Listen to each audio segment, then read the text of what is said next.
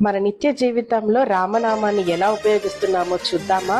పలకరించాలంటే జయరామ్ జైకి, వీడుకోలు పలకాలంటే రామ్ రామ్, ఆశ్చర్యానికి అయ్యో రామ, ఆక్రోశానికి రామ రామ, ఆనందం పెళ్లిబికితే జై శ్రీరామ్, ఆకలేస్తే అన్నమో రామచంద్ర.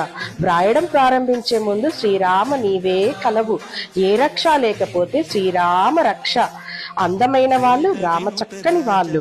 రాజు ఎలా ఉండాలంటే రాజారాం, భర్త ఎలా ఉండాలి అంటే సీతారాం, అన్న ఎలా ఉండాలి అంటే సౌమిత్రిరాం, స్నేహితుడు ఎలా ఉండాలి అంటే మారుతీరాం, పాలకుడికి పర్యాయ పదం అయోధ్యారాం, వీరుడు ఎలా ఉండాలి అంటే కోదండరాం, పోషకుడు ఎలా ఉండాలి అంటే కారుణ్యరాం, కష్టాల్లోనూ ఆనందంగా ఎలా ఉండాలి అంటే ఆనందరాం.